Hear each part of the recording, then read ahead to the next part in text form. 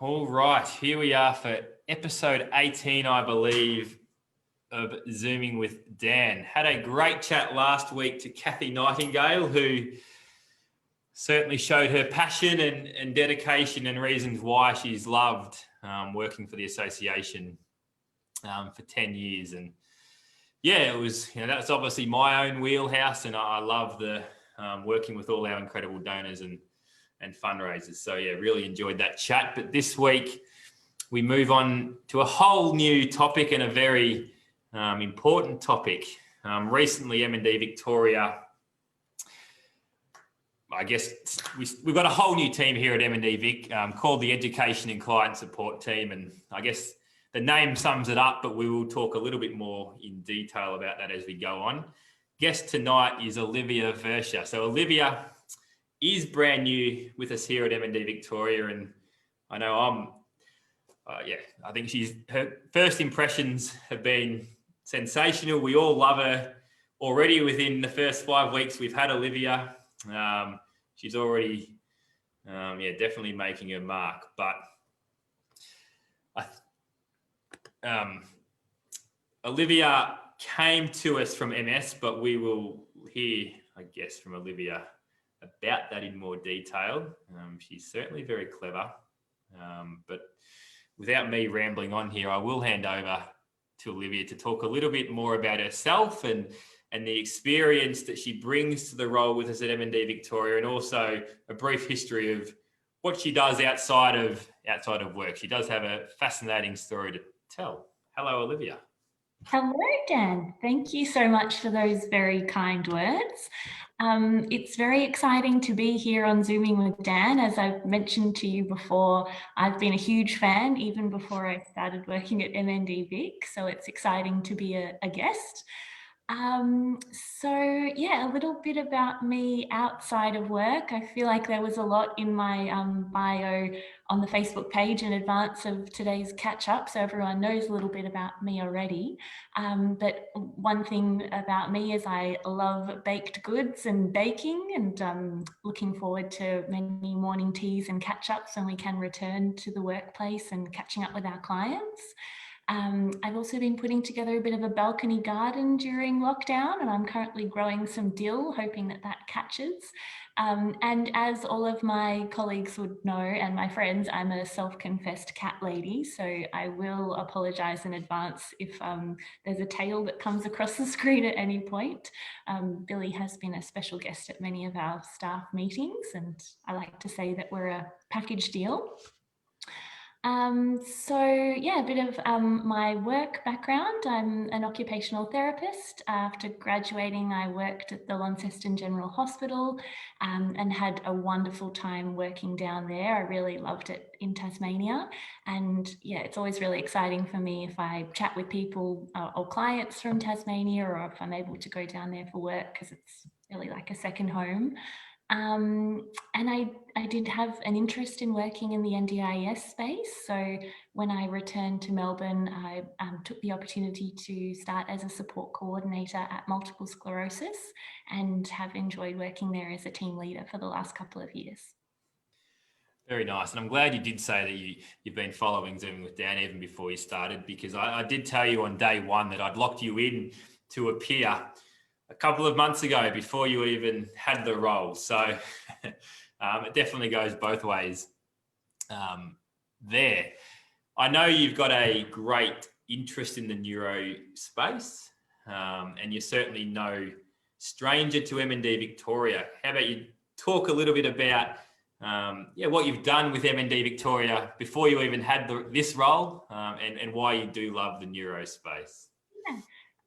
Well, I guess I was really fortunate many years ago that my first placement for my OT degree was at Calvary Healthcare Bethlehem.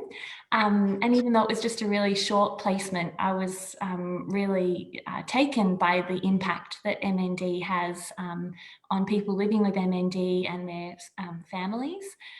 And I was also, I guess, really impressed by the people that work in this space. So really in awe of the skills and knowledge and passion that people have who work with people with neurological conditions. So after that placement, I took the opportunity to volunteer with MND Victoria, and I was really lucky to be a part of the first group that did the Life Story program. So, I worked with 2 clients to put together their life story or their biography. And that was just amazing to listen to the, incredible adventures that they had been on, and also to be a part of putting together their legacy for them and their families. And then I also had the opportunity for a short period of time to volunteer with the equipment team, making calls to confirm that people had received their equipment items. And I was just really amazed at how we have such a huge amount of equipment that we're able to send to people within a really short period of time, in keeping with the changes that MND can cause. So I think that's really extraordinary that we have that available. And also the equipment team were just so welcoming to me as well. So that was really special. And we're very lucky that you've appeared back on the radar, I guess, and you did apply for this team leader position in the new education and client support team. So you will be heading up that team going forward. For those that knew a bit about our association, it does replace the old information and resources team. As I mentioned earlier, personally, I'm very, very excited to see where this team and new, I guess, the processes will go, because education and client support really does, sum up what MND Victoria is all about, and education not only to people with MND, but also to all the allied health professionals that we work with, and many other key stakeholders. This goes hand in hand, for us to provide the most up-to-date and comprehensive education in all forms, and then obviously the client support that goes with that is critical. And I look forward to working with you as a supported development and communications team member in some cross collaboration with some of our major events on the calendar. So it's going to be a great and prosperous future for us all. How about you talk us through your, I guess, ideas of the team and your role and what it will involve going forward? Yeah, well, as you said, I guess we are sort of forming a new team, but we have some really great processes and service offerings already in place. So I think there's a really great foundation there for us to develop and work from. And I think our priorities will really be, supporting people living with MND and their families. As you mentioned, being a great resource for people working within this space, such as allied health professionals and service providers. And I guess being innovative and collaborating as much as we can. So as you've seen, Dan, I'm big on mind maps at the moment. I've put together a few images to help myself kind of get around this new team and all of the great services that we provide. And I've kind of, in my mind, been able to sort of look at, the client support services that we offer and the education component. In terms of client support, we provide a really streamlined and efficient registration process, so that when people touch base with our service, we can welcome them and make that as easy as possible to access supports and services. And I think another exciting part of the client support component of the team is that we're really going to be, asking for and harnessing feedback from our clients. And it's quite exciting because next week we'll be launching our annual quality survey. So everyone, that's on the way via email, mail, or some people will be getting phone calls for that survey. And then we also have the education part of the team. So continuing on with our information sessions for people with MND and their families.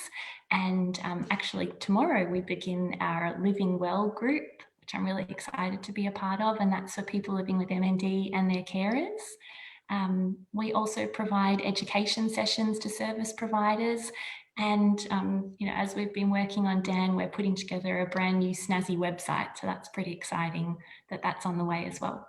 Yeah, absolutely. And 5 weeks in, you're certainly very, very well across the role, and I think in what we at M&D Victoria aim to do, and be a leader in that space of providing the best possible care support, but also information and education of all facets of the M&D space. So yeah, it's quite sensational where you're at, Olivia. Again, you're in a bit of a unique spot where you've just started the role, but you've also welcomed a third team member. For those of you who know a bit about M&D Victoria, Jeanette has been with the association, I don't know what she wants me to say here, but a very long time. And we all love Jeanette at M&D Victoria, but the team has gone from 1 to 3 in a matter of weeks. Do you want to introduce your little sidekick that you're, is now forming part of your team? Yeah, I'd love to. I guess I also have to preface this by saying that everyone at MND Victoria has been so friendly and welcoming. And that was certainly something that really sung through to me when I was a volunteer many years ago, that everyone was just so lovely. And I could really tell that everyone who works at MND Victoria, their main focus is just providing great quality care for people living with MND. And I've also been really lucky to have Joe, our manager of support services, and as you mentioned, Jeanette, our education and client support coordinator, to help show me the ropes over the last couple of weeks. So I've been very lucky. But yeah, we're also really wonderfully lucky to welcome Ruby to the team. Ruby comes from a role at the Cancer Council and has a great, lots of professional experience to bring to the role, and even did an internship in Darwin for an Aboriginal health organisation. So that's really exciting to, hear all of Ruby's great experience.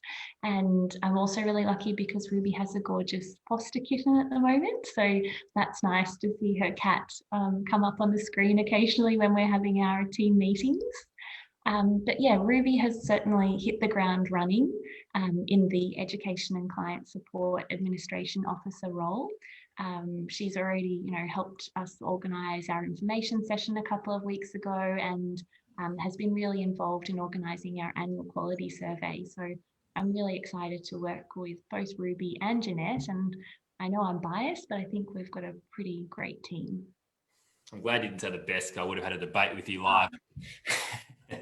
But yeah, absolute pressure for a breath of fresh air, yourself and Ruby. And yeah, I think you're both going to have a tremendous impact on all the work we do here at MND Victoria and the lives of all those living with MND. We've spoken a little bit, or you've spoken a little bit about the education component of what we do here at MND Victoria. And, as I've mentioned, it's such a critical part of what we do, because, those that are newly diagnosed, they want the best and the most relevant information in whatever form that may take. And I guess it's for me, a bit of an underrated service that we do provide, because we have all our incredible MND advisors that work one-on-one with people living with MND. We have our equipment team, which you've been involved in, that's able to get all the assistive equipment out to the people living with MND, so, to help them stay safe and engaged with society, and all those things that equipment allows. But I guess education is just as critical, because we all want the right information, whether it's someone with MND, whether it's, again, allied health professionals, whether, we need to, educate people in aged care facilities, whatever it may be. It's such a broad topic. So do you want to delve into it a little bit more from your side of things? And I know you've already touched on it, but yeah, just go into it a bit further. Yeah, and I think, as you said, Dan, the education aspect of the team is really important. And what I really value and hope that we can continue doing is providing really quality, update and up-to-date information to people accessing our services. So that includes, as you've mentioned, our information nights, education sessions for service providers. We'll be running some groups starting tomorrow with the Living Well group going ahead for 6 weeks. Really excited for the website update coming up. We'll have some education and resources available through that channel. And also, I've been really impressed. We send out a lot of information kits to clients, allied health professionals, and service providers. So, those information kits are so extensive and there's so much information and education in those. So it'll be really great to continue building on that. And I think what I'm really keen to hear is, feedback from people about, what they're finding is helpful and what information they're looking for. And I think, the last 6 months has been a really strange 6 months for us all. And we've had to change perhaps how we provide some of those education opportunities.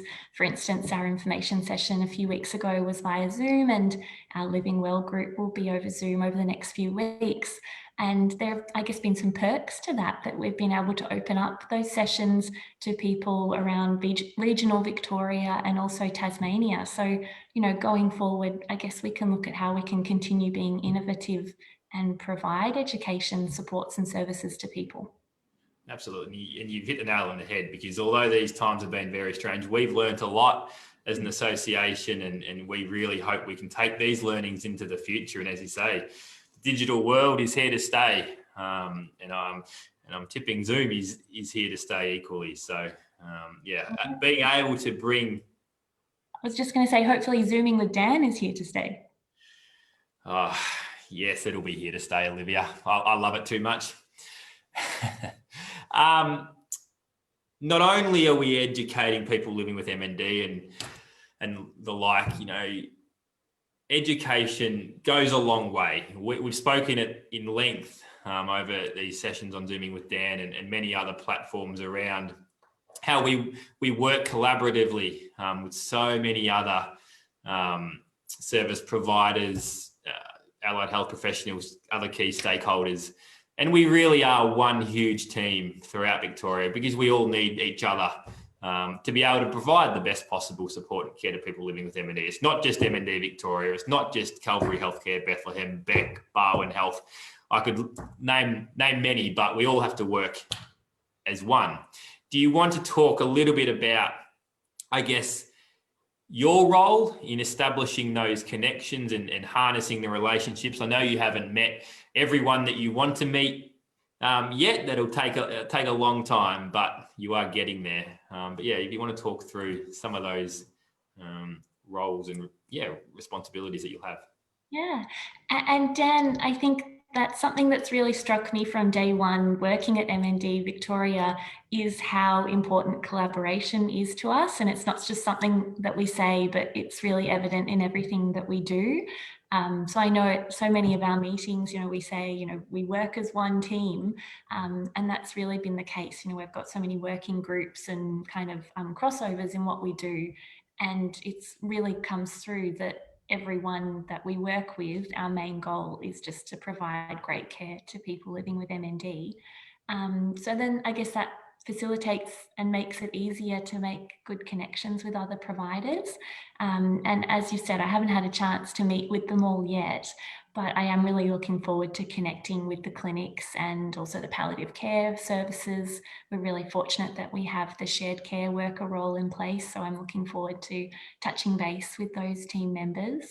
I have had a chance to connect with some of the other MND state organisations, which has been really good, and also with MND Australia. So working with the MND Connect project, which is putting together the national MND info line, and also the shared information services group. So ensuring that, the education and fact sheets that we provide are all, up to date and great information. Yeah. Look, I certainly wish no one got MND, and I know we all wish the same thing, but it's so heartwarming to know that this incredible information and education and the like is just so accessible through us here at MND Victoria and the other team that you're leading. And I think, and one point I do want to make, that yes, we are based down here in Melbourne, but our education and all the services that we provide, it's literally statewide. And I know we don't know where the world's going to go with technology, but it's certainly, we endeavour to go all across Victoria to deliver, the relevant information sessions or education sessions or whatever it may be, whether it is online now and potentially in the future. But we aren't leaving anyone behind in Victoria, and I know that'll probably be a mission of yours to really capture that whole state M&D community. Absolutely. You've touched a bit on living well. I want to go into that a little bit further. We've spoken about it in the past on Zooming with Dan, most recently with Creighton Parker. For me, from the outside, it's such a valuable, what do we call it? A resource, a session for those living with MND and their carers. Do you want to talk a bit more in depth about what tomorrow will look like, being day one of version 2 this year of Living Well? And I guess what people can expect from the session. Well, it's still a bit of a learning process for me, I guess, being new to the role. And I'm really fortunate in that Liz, our team leader of the MND advisor and MND support coordination service, and Deb, our volunteer coordinator, they'll be helping facilitate the group that starts tomorrow. And I guess what we've sort of talked about is that the group will look slightly different in this new normal that we're living in. So we've got, I think it's about 6 people living with MND and some carers joining us for that group. And it will be, I guess, a facilitated opportunity for people to discuss the experiences and, components of living with MND and what they've come across. I think from what I've heard from the people that are coming to the group, one of the things that they're really excited to talk about is perhaps traveling with MND. I know that it's not necessarily something we can lock in at the moment, but they want to exchange ideas and strategies with one another, and when it is possible to get back to traveling, how they might be able to do that and what it looks like. So I think it'll be a really lovely group where people can touch base and share ideas and strategies and experiences with one another. Yeah, very nice. And we can shed as much information about the disease as possible, but for someone with MND, there's no better group of people to speak to than others going through the same thing. As we all know, it affects people so differently, and just being able to facilitate a forum that enables people to come together to share their own experiences and hopefully gain a tip or two from one another on how to live through the M&D journey is so nice and a critical part of their journeys. And as you said, being able to do it online, it's a bit strange, but that accessibility is there for us all to see. So I really hope it goes well tomorrow and then over the next 6 days. And I know it is a program that you intend on running into the future. It was such a great success earlier in the year, and I know this one will be a success as well. Let's think about the future. We don't really know what it's going to hold in the short or long term, but what do you think the future holds for you, for your team, and all the exciting things that you have on the horizon? Well, I guess I'm most looking forward to the learning that, I will do as I kind of make my way into this role. I think I've got a lot to learn and I've learnt so much already. And I'm really keen to meet with more people who are living with MND, such as, at our Living Well group tomorrow and our information sessions, because I think that lived experience is so important. And I'm really looking forward to hearing more about the perspective of our clients. I'm also really interested and keen to, ensure that our programs like Living Well continue, and perhaps that also starts some other support groups, perhaps more for our carers and other supports available for people. I guess going back to the annual quality survey coming out next week, it'll really help us to get some feedback from everyone as to what they're looking for, so that we can continue to provide services in keeping with what our clients need and want. Very, very good. I know you're going to be a great asset to the organisation, and I know you'll not only be educating the wider public, but you'll be educating us within the association, and we'll be coming to you for all sorts of valuable information and knowledge moving forward. And I guess just to wrap up, I think if anyone listening does have any potential feedback or things they might like to see from Olivia and the new and Jeanette and Ruby, or the whole association in general, really, please get in touch. I think that's one thing we really, really pride ourselves on, is receiving feedback and implementing as we see fit. So, I'd encourage anyone to reach out. Best time to provide feedback and suggestions is when we have a new team like this getting set up. So. On that note, I'd like to thank you, Olivia, for your time, and it is quite amazing how much you've learnt in the first few weeks, and as I've said numerous times, looking forward to a very bright future with you and your team. Thank you, Dan. Good night, and we'll chat soon. Excellent. Thank you so much. Have a great night.